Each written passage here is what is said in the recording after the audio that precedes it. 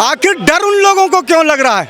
इसका मतलब चोर की दाढ़ी में तिनका। कि आप झूठा फंसाओगे, झूठा मनी निकालोगे आप उनसे? हमारी कोई दुश्मनी नहीं, हम कब दुश्मन है? हम कब दुश्मन है भाई? आप लोग एक तरफ तो कहते हो हिंदू हिंदू भाई भाई, और जब कानून और प्रशासन कानून की बात आती है तब दूर हटो भाई। ये कौन सी बात रही? हमने आप लोगों का समर्थन किया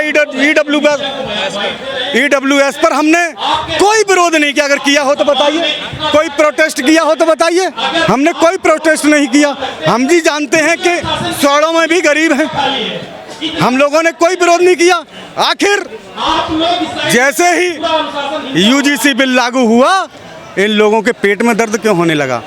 मैंने फिर वही कह रहा हूँ, हिंदू एक तरफ तो कहते हैं हिंदू हिंदू भाई भाई, और जब अपने पर आई और वो सपना देख रहे हिंदू राष्ट्र बनाने का, आप लोग बढ़ गए, SC ST OBC एक तरफ हो गया, प्रकाश एक तरफ। बांटा नहीं, बांटा किसने? बांटा किसने भाई? बांटा किसने? बांटा तो उन्हीं लोगों ने। हम तो नहीं बंटना चाहते। आइए, हम उन सर समाज के लोगों को धन्यवाद देंगे कि आइए इसी मंच पर आज हम लोग जंतर मंतर पर धरना प्रदर्शन कर रहे हैं। सर समाज का जो भी लोग आना चाहें आए और समर्थन करें, हम तहे दिल से उनका सम्मान करने का काम करेंगे। इतनी बड़ी ठेस पहुंची, कुमार विश्वास कह रहे हैं मैं अभागा सवर्ण हूँ, मैं अभागा ब्राह्मण हूँ। देखिए, अच्छा, वो अभागे सवर्ण हो गए? पूरे देश में चलने वाले वो अभागे सवर्ण हो गए? लग्जरी गाड़ियों में चलने वाले अभागे सवर्ण हो गए? अगर अभागा देखना है तो फुटपाथ पर लेटे हुए उस दलित को देखिए जो कूड़ा बीनने का काम करता, कूड़ा बीनने का काम करता है। उस दलित को देखिए, उस पिछड़े को देखिए जो ठेला और रेड़ी चलाने का काम करता। अभागा तो वो है ना। कहा जा रहा है गधों को घोड़ा बनाने की कोशिश की जा रही है। नहीं नहीं नहीं, खच्चर कह रहे हैं। ये बात कौन कह रहे हैं? खच्चर कह रहे हैं कि गधों को घोड़ा बनाने का काम किया जा रहा है। उनकी खच्चर की संज्ञा है। आप उनको खच्चर कह रहे हैं? बिल्कुल। जब वो हमको गधा कह सकते हैं तो हम उनको खच्चर क्यों नहीं कह सकते? जब हम लोगों को वो SC ST OBC को गधा की संज्ञा दे सकते हैं तो हम उन लोगों को खच्चर की संज्ञा देने का काम करेंगे। कह रहे ये राजनीति के तहत लाया गया है, खासकर जो 85% है उनको अपनी तरफ करने के लिए ऐसे नियम बनाए गए। तो दिक्कत कहाँ हो रही है? हम तो थे ना। 85% उनको दिक्कत क्यों हो रही है? आखिर वो हम लोगों को नहीं मिलाना चाहते अपने में? यही तो है ना, यही तो है ना। हम लोगों को नहीं मिलाना चाहते, इसलिए वो राजनीति कह रहे हैं। मिलाना तो चाहते हैं पर आप डिमांड रख रहे हैं ना, अपने अधिकार मांग रहे हैं। अरे वाह भाई वाह, 85% अधिकार नहीं मांगे, 15% मंदिर में बैठकर हलवा खाने का काम करे। मंदिर पर बैठकर हलवा खाने का काम करे। तो आप भी हलवा खाना चाह रहे हो? नहीं, हम हलवा कहाँ मिल रहा है, वो खा रहे हैं। अगर उनका हलवा छिनेगा, उन्हें ये डर लग रहा है ना कि कहीं ना कहीं मुझसे कुछ छीन लिया जा रहा है, इसीलिए तो चिल्लाने का काम कर रहे हैं। हम तो अपना हक मांग रहे हैं, हम तो अपना हक मांग रहे हैं। जो बरसों से SC ST OBC पर प्रताड़ित किया जाता था, उसको ये बिल समान लाने का काम किया। हमने हक छीना कहा है ना, तो और आरक्षण और मिलता है। आरक्षण मिलता है? क्यों ना मिले आरक्षण? आप बड़ी बड़ी गाड़ियों में घूमे। इस भारत देश में UGC बिल लागू है, यूनिवर्सिटी ग्रांट कमीशन का जो बिल लागू है, ये समता बिल है।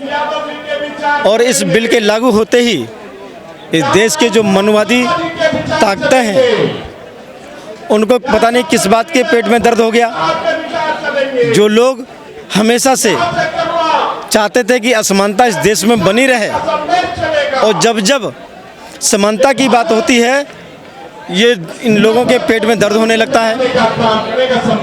अपनी जनता पार्टी के राष्ट्रीय अध्यक्ष माननीय स्वामी प्रसाद मौर्य जी ने इस बिल का अध्ययन किया, और अध्ययन करने के बाद उन्होंने पाया कि इस बिल का हमें समर्थन करना है, क्योंकि ये बिल समता बिल है। समता बिल है क्या? जाति, लिंग, भाषा, क्षेत्र के आधार पर, जन्म स्थान के आधार पर अगर किसी के साथ भेदभाव होता है तो उसको रोकना चाहिए।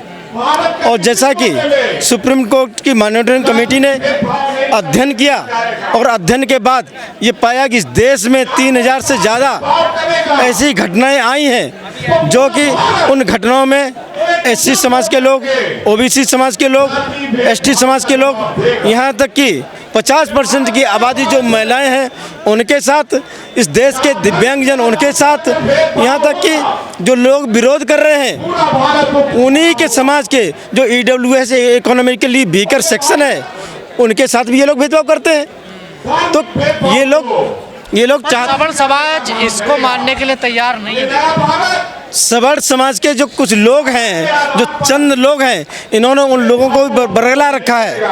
मैं उन सभी से, उन सवर्ण समाज के जो EWS सेक्शन के लोग हैं उनसे सबसे अपील करता हूं, उन बच्चों से अपील करता हूं, ये समता बिल है और ये समता बिल आपको भी संरक्षित करता है। आपके साथ जो भेदभाव होता है उस भेदभाव के लिए भी ये बिल बना हुआ है। आप इस बिल का समर्थन करिए और आप ये सोचिएगा इस देश में जो कुछ चंद लोग हैं, जो जनरल क्लास के लोग हैं, जो पढ़े लिखे लोग, उन्हीं के पीढ़ी दर पीढ़ी, उन्हीं के बच्चे सरकारी नौकरियों में पीढ़ी दर पीढ़ी काम करते चले। राजनीतिक पार्टियां, उनका भी ढुलमुल रवैया है इस पूरे मुद्दे को लेकर, इधर उधर है, वो भी देखिए। जी बिल्कुल, इस देश की जो विपक्ष की पार्टियां हैं, मुझे नहीं समझ पता आ रहा है कि ये 10% के जो लोग हैं, जो जनरल क्लास के लोग हैं, उनसे क्यों ये डर रहे हैं, जबकि ये लोग चाहते हैं कि देश में मनुस्मृति लागू हो। जैसे कि जो बलराध में तेल कुमारा, सुपज कुमार कोल कलवारा जैसी बातें जो लिखी गई, तो हम लोग हमेशा से इस बात का विरोध करते रहे हैं। कहते हैं मनुस्मृति तो ठीक है ग्रंथ, देखिए राम भद्राचार्य कहते हैं, आप लोगों ने पढ़ा नहीं है, आप झूठी अफवाह फैलाते हैं मनुस्मृति को लेकर। अब उनको लगता है कि ढोर गंवार शूद्र बसनारी सकल तालना के अधिकारी, तो गंवार शूद्र की जगह भैया ब्राह्मण कर लें। इस देश के जो धर्माचार्य हैं वो अपना नाम रख लें, वही ताड़ने के अधिकारी हैं, वो अपना कर क्यों नहीं कर लेते हैं, शूद्रों क्यों ले आते हैं। पर तमाम विश्वविद्यालयों में जिस जंतर मंत्र प्राप्त है, यहाँ भी कई बार विवाद हुआ कि इस आंदोलन के थ्रू ब्राह्मणों को टारगेट किया जा रहा है, उनको गाली दी जा रही है। इस देश के, मैंने क्या कहा है कि इस देश के जो ब्राह्मण हैं वो इसका विरोध नहीं कर रहे हैं। जो लोग चाहते हैं कि देश में समानता बनी रहे, सबके साथ न्याय हो, किसी के साथ अन्याय ना हो, वो कोई भी इस बिल का विरोध नहीं कर रहे हैं। कौन विरोध कर रहा है? जो चाहते हैं कि देश में असमानता बनी रहे, पीढ़ी दर पीढ़ी जिन लोगों को हमने गुलाम बनाया है वो हमारे केवल गुलाम बने रहें, ये वही लोग हैं जो विरोध कर रहे हैं। और अपने दिन बाद सुप्रीम कोर्ट में इस पूरे मामले को लेकर सुनवाई है, क्या उम्मीद लग रही है आपको, कुछ आपके पक्ष में फैसला है? मुझे लगता है कि जैसा कि सुप्रीम कोर्ट ने कहा है कि स्पष्ट इसमें नहीं लिखा है, विचार कीजिए, तो इस पर विचार कीजिए। तो ये जितने लोग हैं इनको तो स्पष्ट समझ में आ गया है। जो लोग यहाँ पर धरना देने आए, कोई 5वीं क्लास पढ़ा है, कोई हायर एजुकेशन कर चुका है, कोई ग्रेजुएशन कर चुका है, कोई डॉक्टर है, कोई इंजीनियर है, इनका तो समझ में आ गया। लेकिन दुर्भाग्य इस बात का है कि इस देश के सुप्रीम कोर्ट को पता नहीं कैसे नहीं समझ में आया कि क्या स्पष्ट है। चलिए ठीक है, स्पष्ट भी कर लीजिए, लेकिन इस देश में जो गरीब है, किसान है, मजदूर का बेटा है, वो अगर यूनिवर्सिटी में जाता है, उसके भेदभाव होता है, तो वो भेदभाव नहीं होना चाहिए, वो भेदभाव रुके। इसके लिए ये नियम बनाए गए और हम इसके पक्ष में हैं। और ये कहा जा रहा है जब 2012 का SC/ST के लिए था पहले से ही नियम कानून, तो फिर ये नया नियम लाना और OBC को इसमें ऐड करना, ये क्यों जरूरी था? क्योंकि देश में जब 3565 मामले हुए और उन मामलों में OBC के जो बच्चे थे उनके साथ भी भेदभाव हुआ है बड़े पैमाने पर।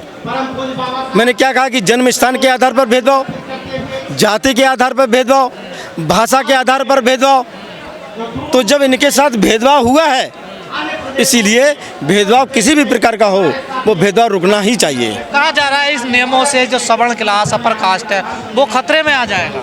देश में 302 भी कानून है? मर्डर करेंगे तभी तो 302 लगेगा। देश में 307 भी कानून है, जब हम हत्या का प्रयास करेंगे तभी तो 307 लगेगा।